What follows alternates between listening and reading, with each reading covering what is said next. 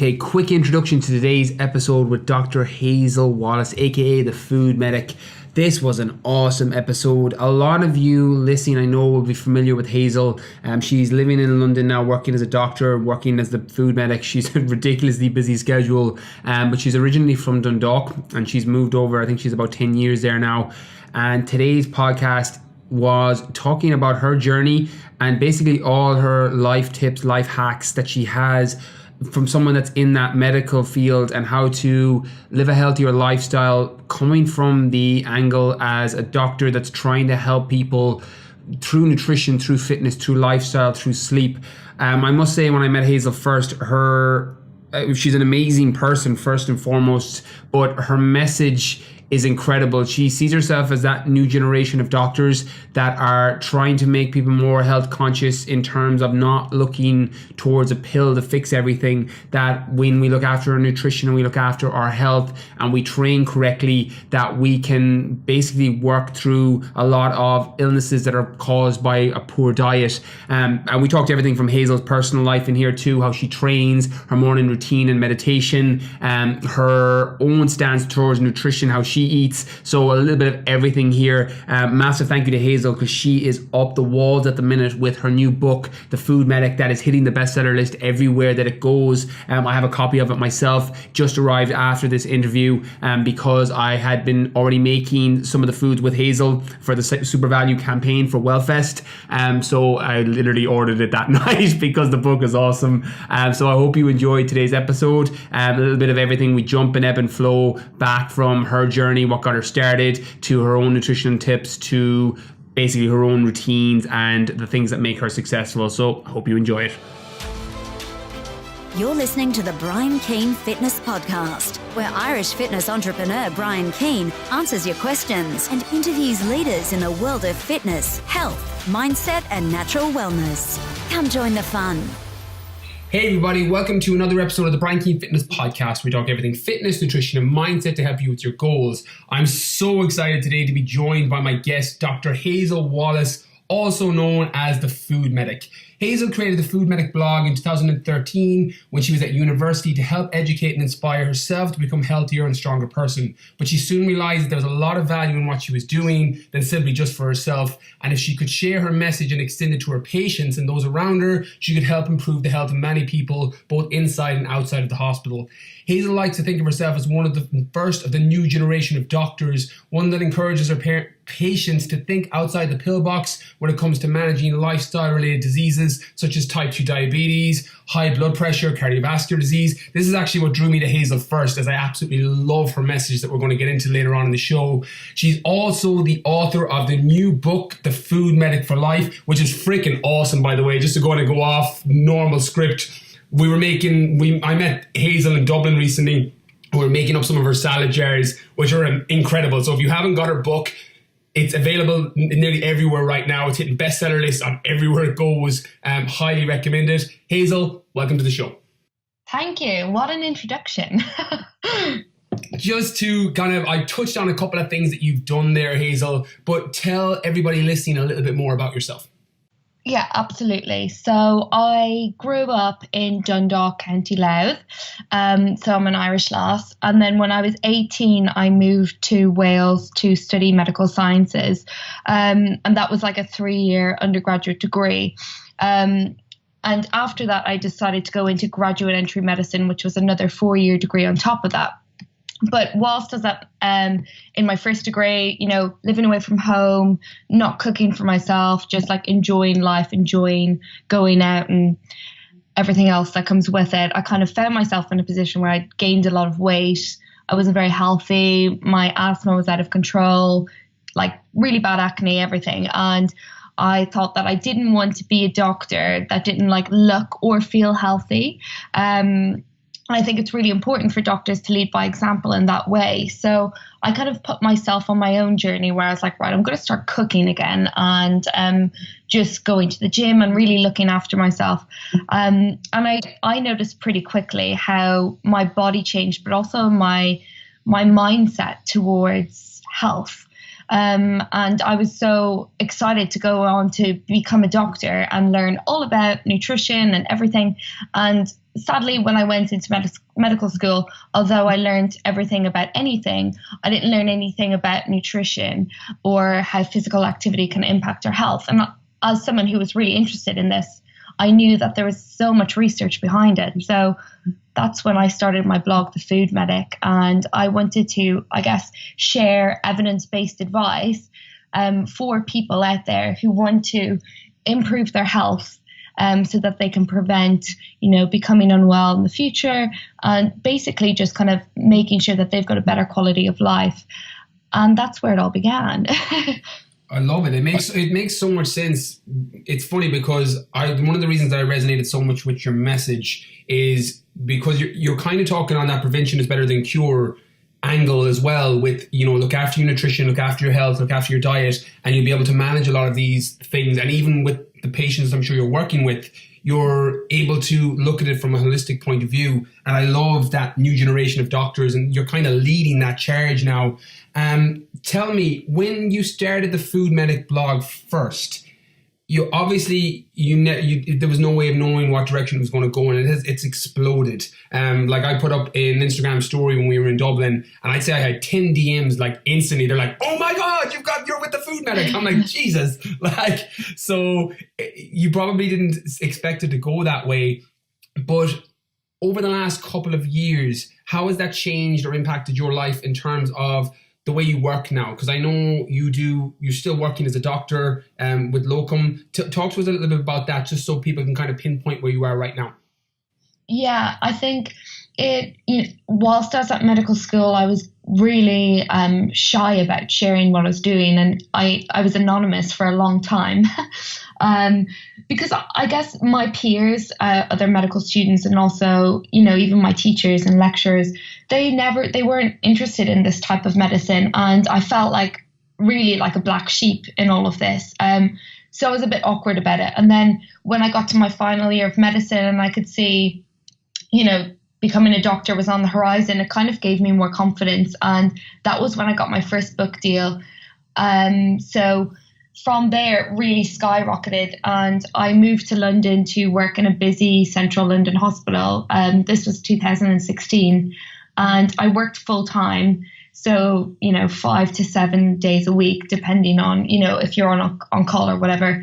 And I wrote my first book and launched that and done everything else. And I found that it was doable, but I wasn't giving all my time and attention to the things that needed it. So this year I've kind of trimmed back my hours, and I've gone locum. So I'm working as a locum SHO, senior house officer in London still. And I work in various specialties from colorectal surgery to breast surgery, acute medicine, a little bit of everything at the moment. I do that about 1 day a week. And then other than that, I spend most of my time doing talks, whether that's at GP conferences, medical schools, or events for the general public, whether it's a fitness event, a foodie event, that kind of thing. And also creating content online and trying to basically bridge that gap between medicine and nutrition. I love that. It's what I love about your presence online, because you're on everything, and I'll be linking everything in the show notes at the end for anyone to check out anything that they may not be following you in, is the fact that social media gives you that reach and that message when it's so strong and powerful and potentially life-changing for so many people. It's amazing to see you doing so much of that to spread your message. Tell me, from my own interest, what kind of got you into fitness and nutrition and healthy eating? What got you into that first? Is that something that, because I know you fell off a small bit when you went to university, as we all have done, but what got you into fitness and nutrition and health first? Was it something you grew up with? Was it something that when you started medical school and down that path, it started to expand? What got you into what interested you in it first? I think growing up in Ireland, sport was a really big part of just my childhood. My family always encouraged that I did, take part in team sports and everything like that. So I did everything under the sun that I could do. But I guess what really changed my perspective on food and exercise and how that impacts our health was when I was 14 and I lost my dad to a stroke. And just before he passed away, he had been diagnosed with high blood pressure and type 2 diabetes. And I remember him starting medications for his blood pressure and also checking his blood sugars in the morning and doing various things like cutting sugar out of his tea and trying to go to the gym and stuff. But his job used to be an accountant and also a business owner. So a pretty sedentary lifestyle, and also like a lot of business lunches, wine and cheese at night, that kind of diet. And although I wouldn't say that he was your classically unhealthy person, I definitely think his lifestyle impacted his health. And I always wonder, what lifestyle advice was he given by his doctor? Did he get any dietary advice? Did he get any support when it came to physical activity? And that was the first time the seed was sown in my head that, medicine is more than pills and potions. It's also like sleep and exercise and food, and stress management and all of these things that I feel were compromised in his life. And I guess that's the core passion behind everything I do. Yeah, that makes so much sense. People on the podcast have heard me reference finding your why or your reason for doing something. That sounds like a fucking strong why. Like, yeah. your impact that you're having is so nearly hardwired in having to go through that experience and trauma at that age. But it's one of the reasons that your message is obviously so strong, because it's very, very innately within you. And you can see that. It comes across in your content. It comes across when I speak to you one-to-one. It comes across in everything that I see, that passion for what you're doing. And I think that's probably, again, this is just personal opinion, but one of the reasons that your message resonates so much with people is because of that. Like, it's the high end of be the change you want to see. And I love that. Yeah, thank you. Talk to me then. One of the things that I'm really interested in, Hazel, is successful people and kind of how they start their day.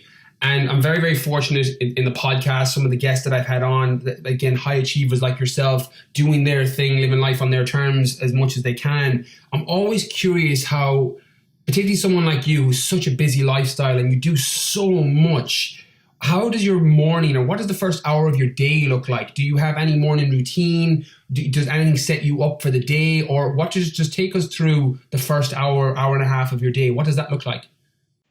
If I'm having a day where I'm not in the hospital, well, actually, regardless of what day I'm doing, I always wake up before I look at my phone or anything. I've got like an old school alarm clock in my room. It's like a no phone zone. And then the first thing I do will meditate for 10 minutes. That's something I started doing around this time last year, and I've been doing it every day since. And I feel like it gives me time to, I guess, set my intentions for the day and not allow social media to dictate how I'm going to feel or how productive I'm going to be that day. And that's really the first thing I do. After that, I have a paper journal and I write down what I need to do that day. And focus kind of like, I have a to-do list and a could-do list. So on my to-do list, that's what I like absolutely have to do that day. And then I've got like could-do, I can slide it over to the next day or another time. And after that, I usually grab coffee, get ready and hit the gym. I hit the gym or else I work out at home, depending on how busy I am. But I find when I work out first thing, I'm less likely to like slide it off the to-do list, because you know yourself, things get busy, your inbox gets busy. And I think for me, exercise is such an important part of my self-care routine. If I don't exercise and work out for me, then I tend to feel like less balanced in myself, less focused, whereas it kind of sets me up for the day on a positive note. And then from there, it's like breakfast and then whatever work I'm doing, whether it's I'm going to meetings, I'm going to a photo shoot, I'm traveling, going to the hospital. It varies day to day. No day is the same.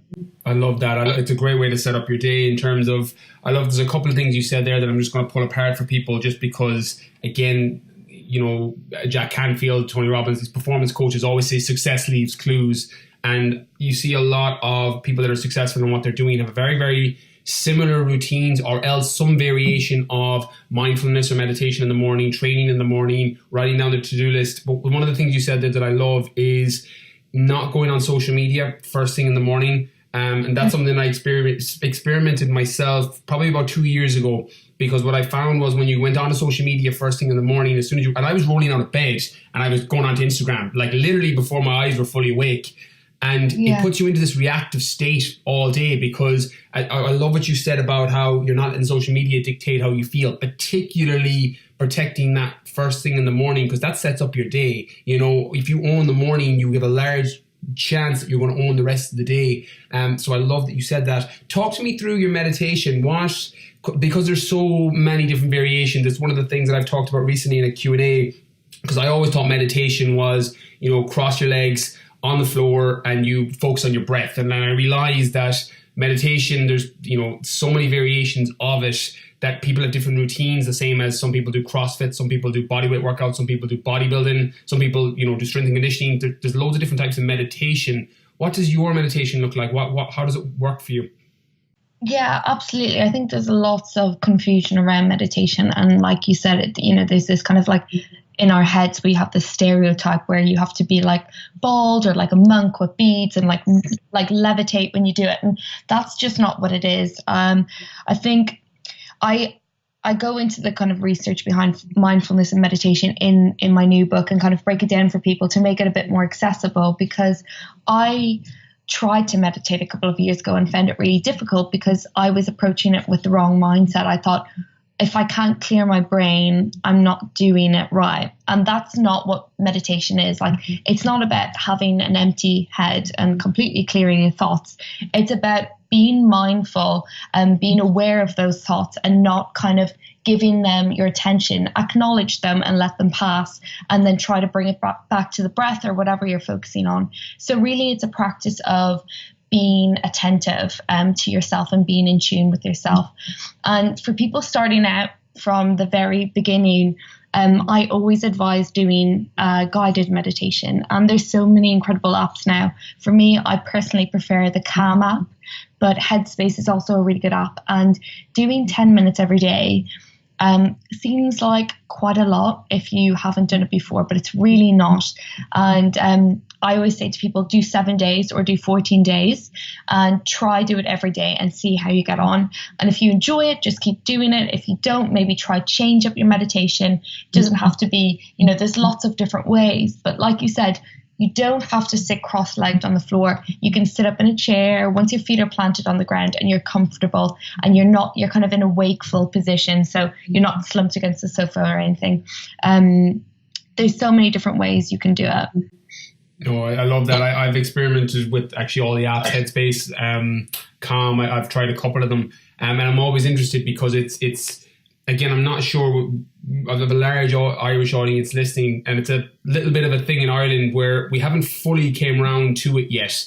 Again, a lot of people listening to this show will have experimented with it or are considering variations of meditation. And I think it's crucial to have something in your life that switches your brain off. Like that prefrontal cortex, that part of your brain that's constantly overthinking what's going on. I think having something in your morning routine or in your life in general, whenever you feel stressed and worried, having that to go to it is just crucial for switching off that those voices in the lack of a better way of saying it, that constant chatter that's going on in your brain. So I love that that's how you kick off your day. It makes a lot of sense, and it just balances you and obviously kind of grounds you for the rest of the day. Yeah, absolutely. So talk us through, we're going to get into the book a little bit later on because I love it. Just to give people a bit more context, Hazel is going to be at Wellfest, which will go out, I think, just before, this episode will go out just before Wellfest. And we were meeting for the Super Value, kind of working through that well food area at Wellfest. And we were cooking some of your recipes, going through some of your recipes. I freaking love the book. I just think it's awesome. You know, as I said, the salad jar thing is just something that I'm like, this is amazing. I'm going to do this. So we'll get into it a little bit, but talk us through a little bit about this new book. What's in it? Just so we have a little bit of an idea what to expect for anyone that hasn't ordered it yet and is considering getting it? Talk us through what's in this book at the minute, because there's loads. Because I had to flick through. I was nosying through. Like every time we had a break and we were chatting, I was going through it. So talk us through some of the things that are in it. Yeah, it's a heavy book.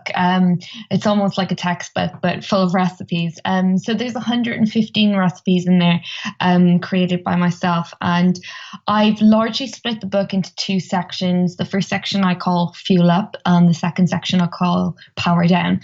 And in the Fuel Up section of the book, the recipes are catered for the really busy weeks. So you can like find things like breakfast on the go, lunchbox recipes like the salad jars that you just mentioned, but other things like burgers, falafel, kind of like fork-free food. And then dinner in under 30 minutes, and also loads of snacks because I'm the snack queen.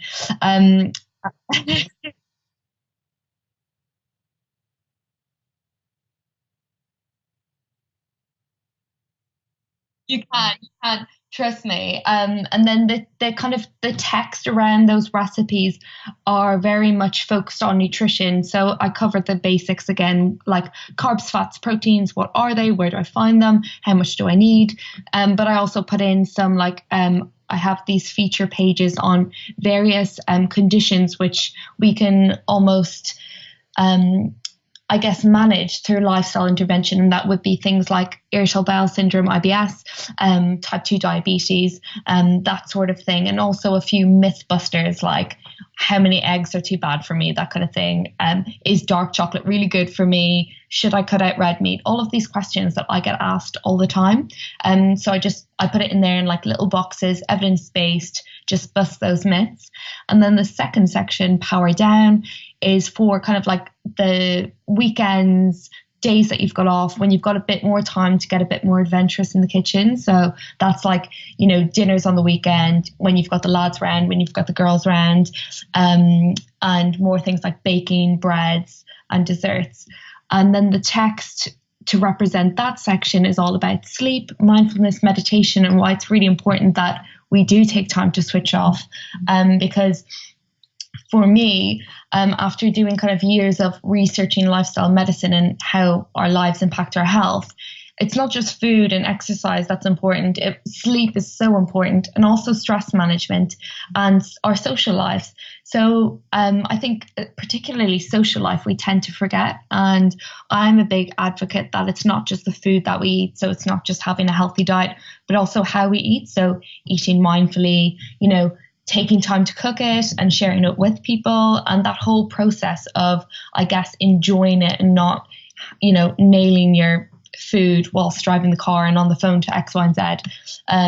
Because I think in this day and age, food has become a bit more of a to-do and rather something that we should have a relationship with.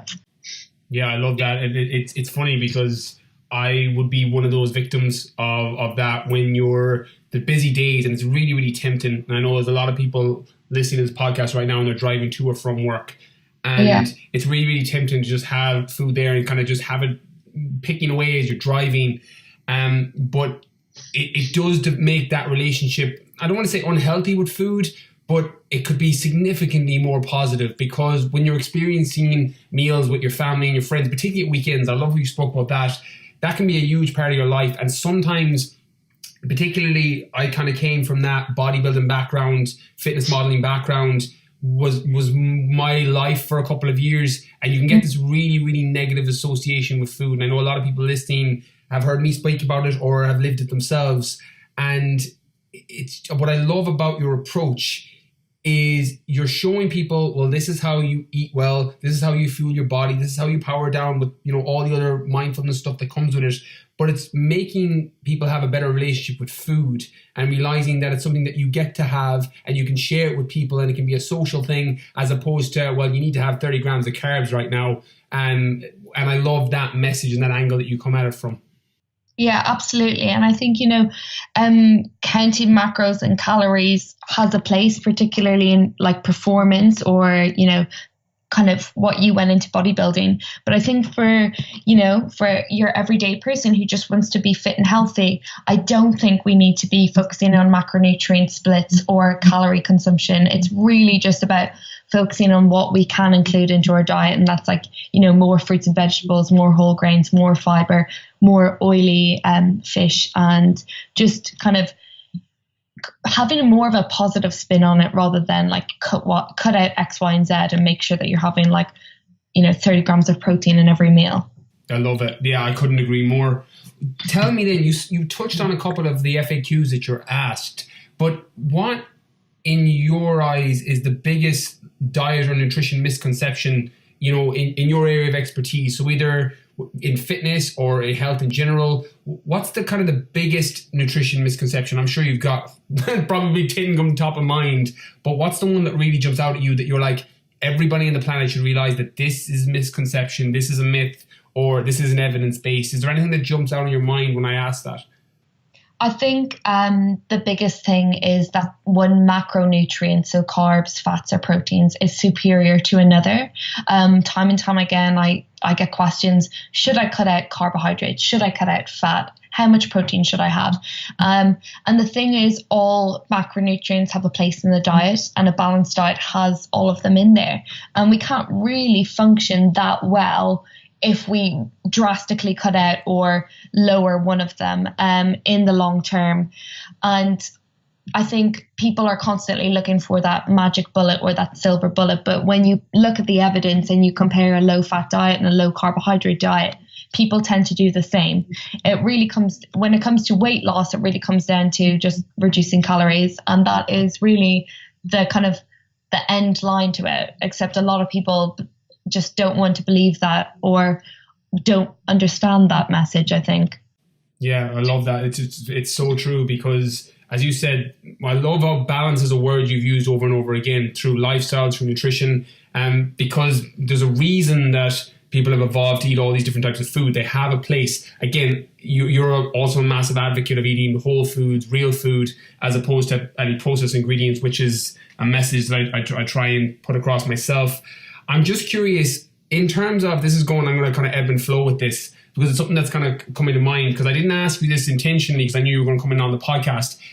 Your fitness routine, your gym routine, your body weight routine, what's your kind of go-to training regimen? Because Hazel, you're in ridiculous shape. And I know a lot of it is down to your nutrition, your diet, and your lifestyle in general. And the way that you look is very obviously a byproduct of the way that you live. What does your training program look like? It's really variable. So I'm a qualified personal trainer myself, but I don't take on any one-to-one clients at the moment. But training is a big part of my personal life as well as professional life. And although I'm a coach, I also have my own coach. So I've got a strength and conditioning coach called Adam Willis, who's based in the UK.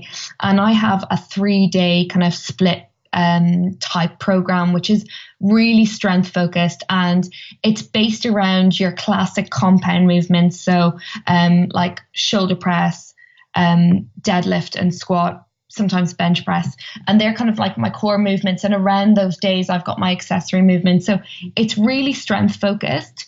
Outside of the gym, I tend to do my own body weight HIIT workouts because I'm always traveling. And I think our own body weight is our most underutilized piece of equipment.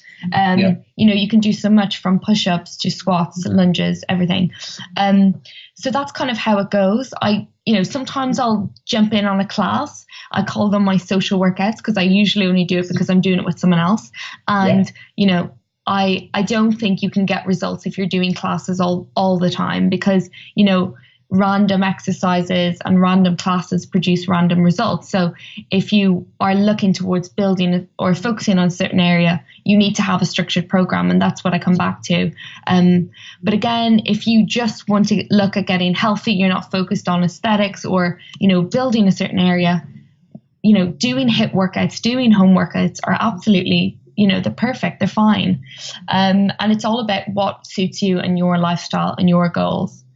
I love it. I literally just scribble down random exercises, random programs, produce random results. I'm like, that's amazing. I'm 100% going to steal that, but I'll quote it back to you anytime I use it. Because it's so true. Like classes they're brilliant, and the social aspect I love. But one of the things that will come back regularly with people is that because I work with a lot of people still in that fitness space, just general fitness. And if they're doing loads of classes, they're wondering why their body isn't changing the way they want or whatever it is they're trying to achieve. Because it's not specific. You know, if you're trying to build your shoulders and glutes and you're going to a cardio class, body pump all during the week, it's probably not that specific to what you're trying to achieve. Fit them in because they're brilliant and they're great HIIT workouts and they mix it up and there's muscle confusion and there's all sorts of amazing things that come with it. But always have your core program based around whatever it is that you're trying to achieve. Absolutely. And I think it was my coach who said that to me, you know, like, Hazel, random training produces random results, because I am such a devil. Like, I love trying out the newest workouts, and especially living in London, there's so many different classes. So like one day I'll do CrossFit and then I'm doing HIIT and then I'm doing spin and I'm trying loads of different things. And I find that really fun, but you know, you don't get the results you want, although that keeps you fit on a cardiovascular point of view. In terms of like resistance training and building up that muscular strength, you need to have progression in your training. And I think like it's funny because over here, like, I feel like there's so many boutique gyms and classes that people are moving away from your classical bodybuilding style workouts. But like, that's my bread and butter, and that's what I come back to. And you know, today that's what I was training in the gym. I love it. Well, those compound lifts, it's funny because there's very few people that you can't recommend the basic compound movements, particularly performed with perfect form. You know, and increasing resistance as needed for progressive overload so that you're gradually increasing the weight so you're failing at your given rep range. Very few people on the planet that wouldn't benefit from those basic movement patterns. Yeah, absolutely. I mean, I think people always think, oh, squats, deadlifts, that's like my bum and my hamstrings, but it's really a full body workout. Like, your lats are engaged when you're doing deadlifts. It's your core is engaged, like your calves, like it's a full body workout. And it's one of the best exercises you can have in your program. Yeah, 100%. Provided you've no injuries or any pre-existing issues, that they're bread and butter for people starting off and for advanced. I'm lifting weights 17 years. And I still do all the compound lifts. My entire program is always based off some variation of a squat, deadlift, bench, or military press. And then everything else is accessory work after it, depending on whatever it is that I'm trying to achieve. So anyone that's listening, I would highly recommend considering those compound lifts in some variation in your training. Your rep range would be different. Your parameters would be different. The weight you lift would be different. The tempos will be different. But the bread and butter of changing body composition or improving performance or for overall health, particularly performing them in perfect form, is going to benefit the majority of people listening. Yeah, I completely agree. Today's episode of the podcast is brought to you by Clean Cut Meals. I'm really excited to bring Clean Cut Meals on as a sponsor of the podcast because I know there's a lot of you listening that have such busy lifestyles and can struggle to prioritize the time to cook nutritious and tasty food. And Clean Cut Meals were the meal prep service I used for the lead up to Marathon des Sables, the 250 kilometer self-sufficient run through the Sahara Desert last month. And a lot of you following my journey on Instagram would have seen them tagged in Instagram stories. So I wanted to bring them on as a sponsor of the podcast because they provided me with so much value, even so much since I've got back because of all my speaking appearances and the different business ventures that I'm in at the minute. I've been struggling myself to prioritize cooking meals, so I've been using them since I've got back, because if you're looking to just stay on track and you want the time saved from shopping, prepping, cooking your meals, I just can't recommend them enough. Their food is awesome. I love the taste. They'll fit it to whatever your goals are, so you can check out their website, www.cleancutmeals.ie. You can check the foods on there. You can make your order. And if you have any questions, you can send the guys an email at info@cleancutmeals.ie. So definitely go check them out, www.cleancutmeals.ie. If you're looking for a meal prep service, this is the one I use, and I cannot recommend them enough. So I hope you enjoy today's episode, brought to you by Clean Cut Meals. Awesome. So Hazel, we're going to get into the rapid fire questions. So I say rapid fire, but I'm literally the worst rapid fire person ever because anytime like someone gives a one-word answer, I ask a question and then it fleshes it out. So I give it the terms of the rapid fire probably are that traditional. So you can rapid fire them, you can one-word answer them back, or you can expand on them, or we can engage in a conversation, because I've got to change the name. I've got to stop calling them rapid fire. Myself and Ross, I had Ross on the podcast last week, Ross Edgley. He was on talking about his new book, and we were talking about some of the crazy training stuff that he's done. Our rapid fire turned into like half an hour. So feel free to expand on whatever comes to your mind. You can one word answer it, or you can expand on it. You ready for it? Sure. Awesome. So first question, when you think of the word successful, besides any family member, who's the first person that comes to mind and why? I think if I have to pick one person, who would come to my mind? Who I really love, and not everything I agree that he says, is Jamie Oliver. I think he's obviously a trained chef, but his morals and ideals and his kind of like the way he's trying to make healthy eating accessible for the masses and for kids, I think is really admirable. And he gets so much stick and he just keeps going. So I think for me, he would be like someone that I would look up to in this kind of field. I try to give out my advice on that kind of level, like not just the people who are following me online, but also the masses and the general population. I love it. Like, I live by the adage that you tell me who you look up to, you tell me who your heroes are, I'll tell you where you'll be in 10 years. And it's funny, it's you can see that. And again, it's moving in that direction. Next question, what purchase of £100 or €100 or less has most positively affected your life in the last 6 or 12 months? So €100 or £100 because you're in London or less. I would say my paper journal. For a little while, I was putting everything on my mobile because that's what like the people I worked with were doing. Everything went into my paper, into my diary, like my Google diary. But I found it wasn't giving me, I didn't get the same effect from it. So I've reverted back to a paper diary. I got like a bounded one and I got my name printed on it. And now I'm like, fully embrace journaling. Like it's not just my day-to-day diary, it's like where I put all my thoughts, ideas, everything. And I think like that probably cost me £30 to get like a leather one, but it was a really great kind of investment.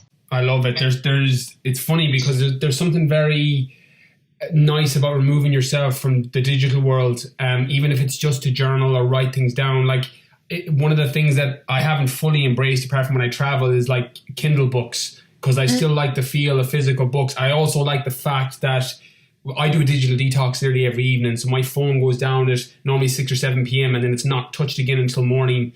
And I do it one full day every week where I literally can't be got. My phone is turned off, and I do a digital detox every week. And it's amazing the clarity you get from just having these simple things in your life that just removes you from a constant reactive state. And I love that one change has obviously impacted everything in what you're doing because of, again, it's something really simple. It's moving from putting things down digitally to writing them down, and you've seen a benefit from doing it.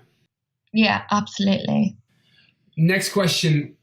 Do you listen to podcasts? And if you do, what is one of your favorites or one that you recommend people check out? And it can be in any area, because one of the things that I find, and again, I'm probably a walking example of this, I don't actually listen to that many fitness and health podcasts because you tend to gravitate towards things that are the most relevant to you at that moment in time or whatever it is. So I listen to a lot of business podcasts. I'm subscribed to like all the top ones on iTunes, and I'll jump between them.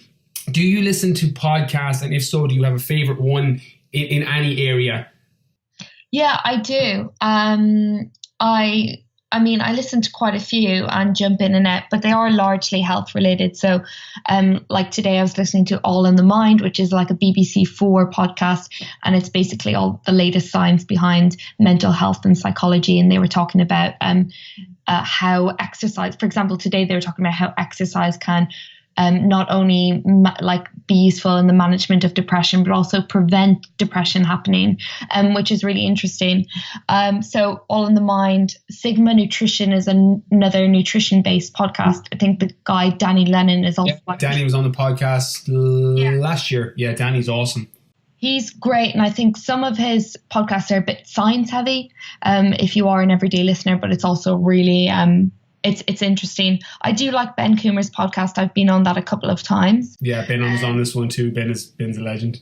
Yeah, absolutely. And then like my friend Venetia, she's got one called The Talking Taste Buds, which is really interesting because she talks to foodies like myself and like the Happy Pair about kind of like your background in food, and not just like what you do for a job, but also like your history with food. And she talks to so many interesting people. So I love that.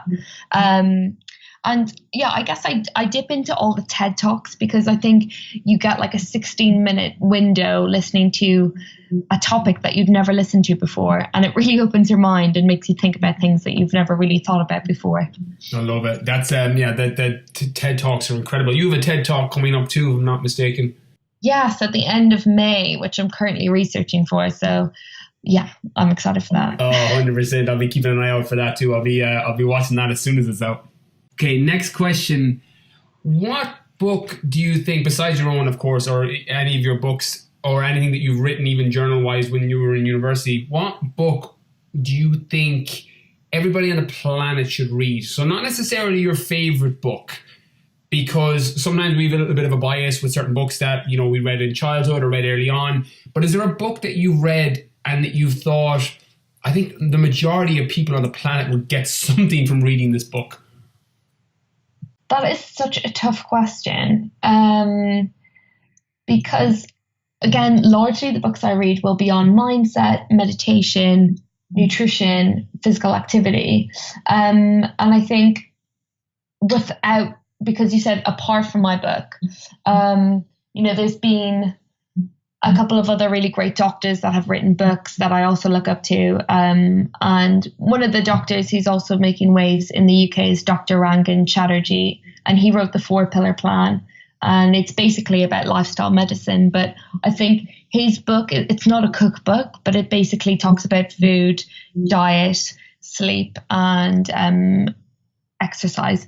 And I think that's quite, a really good book for takeaways, especially for people who are looking to really take control of their health. No, I love that. I'll link that one up in the show notes as well. I haven't read that, so I'll add that to my reading list for sure.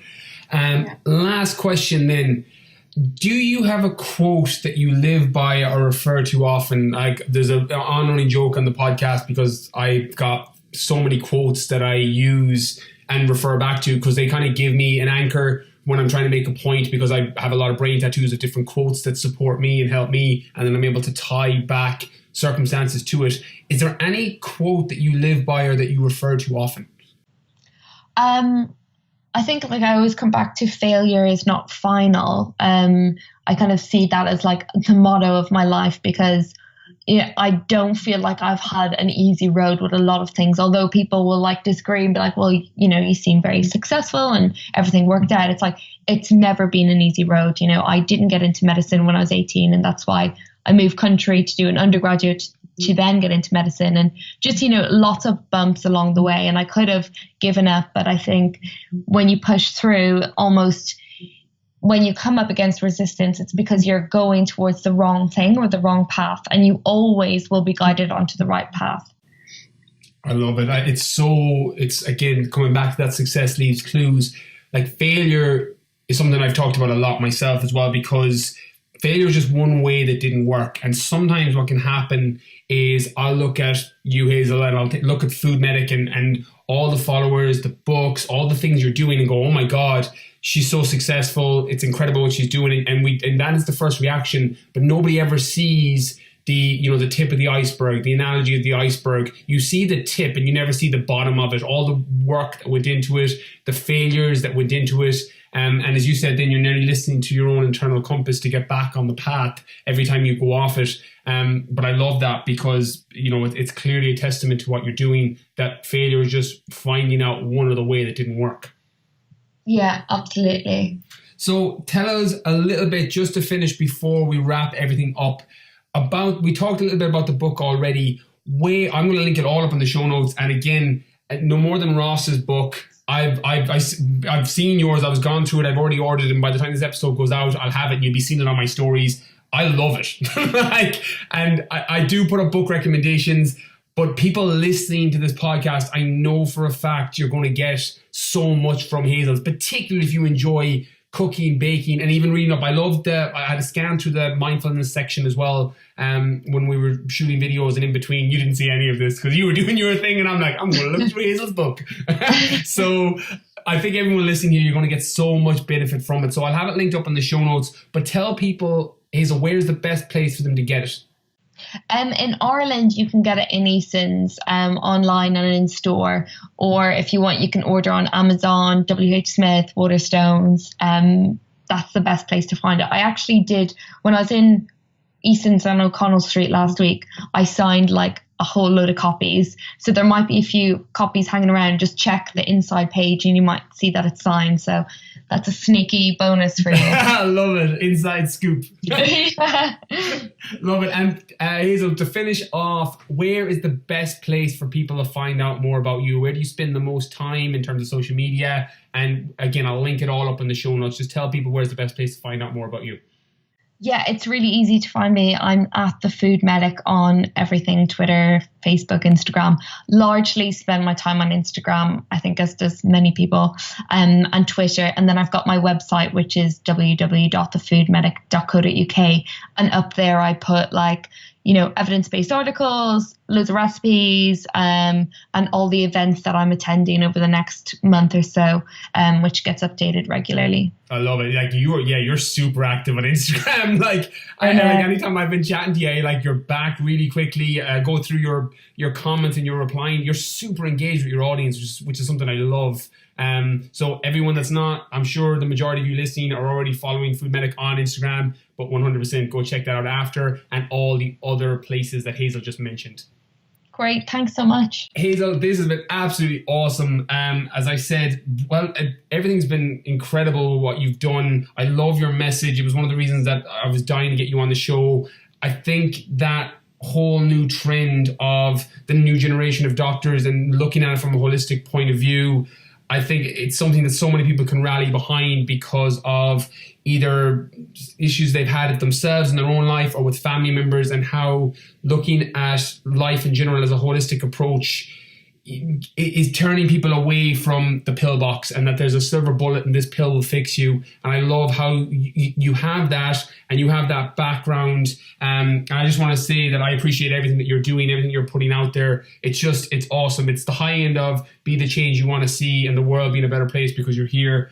So I just want to say a massive thank you for all that you do, and a massive thank you for coming on. Oh, amazing. Well, thank you for having me on. I'm honoured to be on. And I guess I'll catch you at Wellfest. Yeah, 100%. Thanks so much, Hazel.